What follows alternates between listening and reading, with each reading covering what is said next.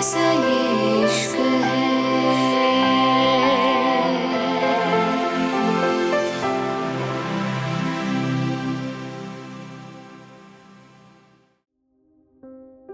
मुंबई, जन्नत villa.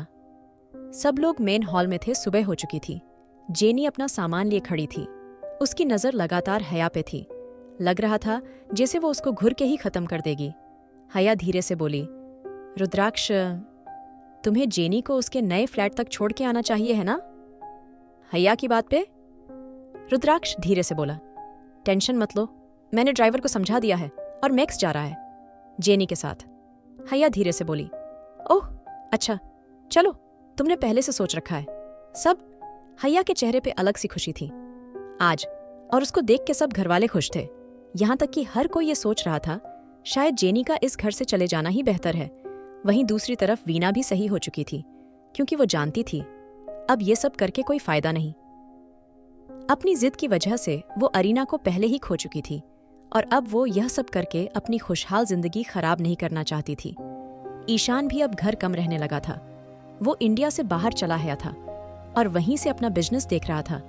Jenny को देख के हया धीरे से बोली, अपना ख्याल रखना। जेनी, मुझे अच्छा लगा तुमने मेरी बात समझी। इतना कह के हया के चेहरे पे अजीब सी मुस्कान थी। हया की बात पे जेनी ने नीचे देखा तो हया ने अपनी साड़ी को सही करा था। हया के दिल में कुछ अजीब सा हुआ था।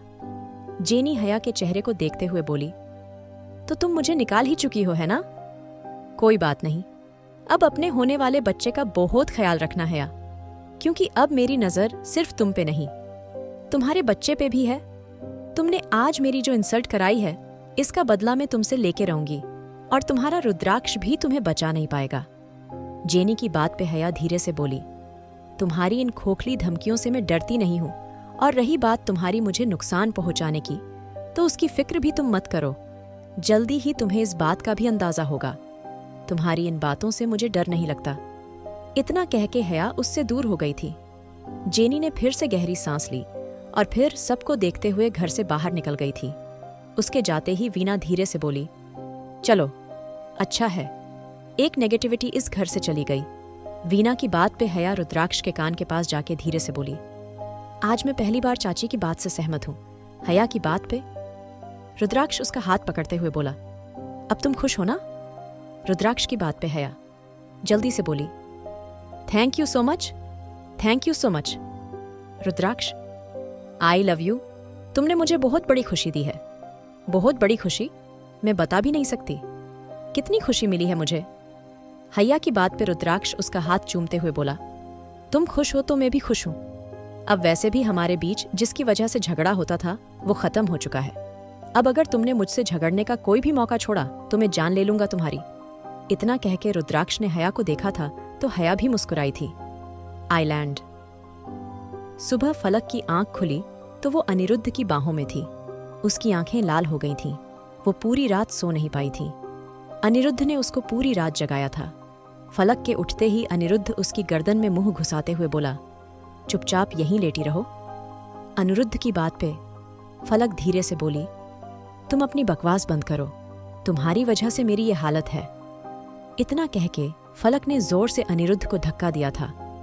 अनिरुद्ध जल्दी से फलक को खुद से चिपकाते हुए बोला, तुम कहीं नहीं जाओगी, मुझे अपनी बीवी की जरूरत है, मुझे अपनी बीवी के साथ सोना है। इतना कहकर अनिरुद्ध ने फलक की गर्दन में फिर से मुंह घुसा लिया था। फलक इस बार चिढ़ते हुए बोली, तुम कब से मेरे साथ ही हो तुम? इतना कह के फलक ने अपना सर पकड़ लिया था। अनिरुद्ध फलक को देखते हुए बोला, फलक। फलक चिढ़ते हुए बोली, क्या है अनिरुद्ध, तुम क्यों मुझे परेशान कर रहे हो बेवजह? फलक की बात पे अनिरुद्ध उठ गया था। उसने गौर से फलक को देखा और उसके सर को चूमते हुए बोला, थैंक यू सो मच, हमारे रिश्ते को मौका देने के लिए, हमारे रिश्ते को समझने के लिए मैं बहुत खुश हूं। तुमने मेरी बात मानी और मुझे समझा। अनिरुद्ध की बात पे फलक धीरे से बोली, क्योंकि मैं ये रिश्ता संभालना चाहती हूं, और वैसे अब हमारा जिंदगी भर का साथ जुड़ चुका है। भले ही इस रिश्ते को हम खुश होकर आगे बढ़ाएं या फिर रोते हुए आगे बढ़ाएं, और मैं इस रिश्ते को अब खुश होकर आगे बढ़ाना चाहती हूँ। इतना कह के फलक अनिरुद्ध के गले मां लग गई थी। और अनिरुद्ध ने उसको अपनी करीब कर लिया था। अमेरिका। अरीना राज को खाना खिला और रॉबर्ट उसको गौर से देख रहा था। रॉबर्ट धीरे से बोला, अरीना, मैंने सब अरेंजमेंट कर दी है, बस तुम्हें कंपनी में जाना है और मीटिंग अटेंड करनी है, लेकिन तुम अखी प्रेगनेंसी में सब संभाल लोगी ना? रॉबर्ट की बात पे अरीना धीरे से बोली, मैं सब संभाल लूंगी रॉबर्ट, आप फिक्र मत करिए। वैसे भी अब मेरे साथ राज है और मैं अपने बेटे के साथ बहुत खुश हूं, है ना राज? अरीना की बात के राज मुस्कुराते हुए बोला, यस आंटी। राज की बात पे अरीना की आंखें बंद हो गई थीं, लेकिन उसने जबरदस्ती मुस्कुरा के राज को देखा था। रॉबर्ट धीरे से बोला, देखा तुमने? जो तुम्हें ठीक से जानता नहीं, जो आज तक तुम्हें मां नहीं कहता, क्या तुम उसको अपना बेटा बनाना चाहती हो? रॉबर्ट की बात के अरीना धीरे से बोली, उसको यहां आए हुए कितने दिन हुए हैं? मुझे पूरी उम्मीद है वो मुझे अपनी मां मानेगा और आप भूल रहे हैं। मेरी कंपनी का मालिक राज ही है, मैं अपना सब कुछ उसको सौंप दूंगी। अरीना की बात पे रॉबर्ट हंसते हुए बोला, तुम इतनी बेवकूफ कब से हो गई अरीना? ऐसा नहीं है तुम्हारा कोई बच्चा नहीं है, तुम्हारा अपना सगा बच्चा इस दुनिया में आने वाला है और तुम शायद भूल रही हो। तुम्हारा बच्चा भी तुमसे अपना हक मांगेगा, तब तुम क्या कहोगी? तुम किसी और के बच्चे को सबको कुछ दे दोगी?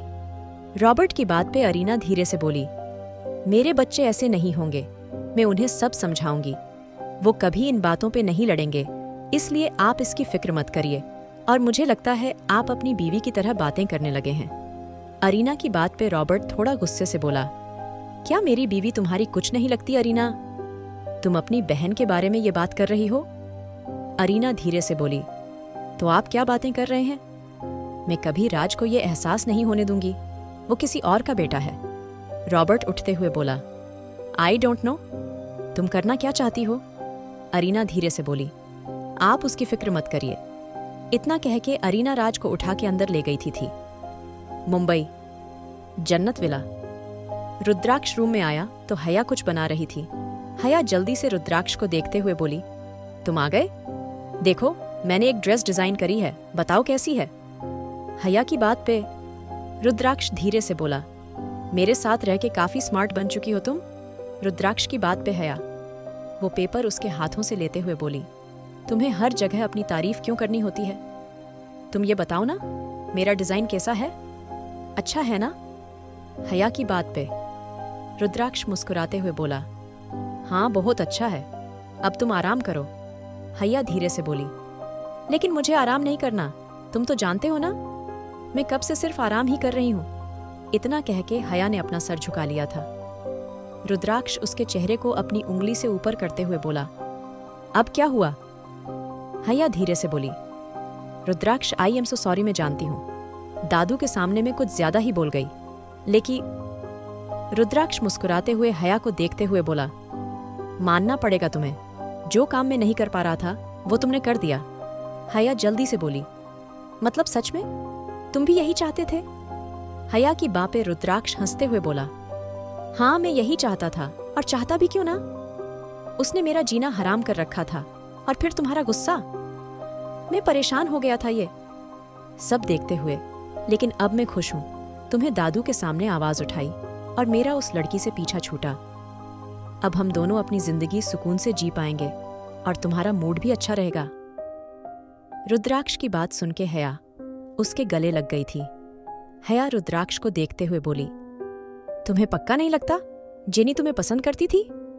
हया की बात पे रुद्राक्ष धीरे से बोला, हया मैं कितनी बार कह चुका हूं, मुझे यकीन था वो मुझे पसंद करती है, मुझे पाना चाहती है, लेकिन इसका ये मतलब नहीं है वो वैसा कुछ करे जैसा तुम सोच रही हो। हया हैरानी से बोली, क्या मतलब है इस बात का?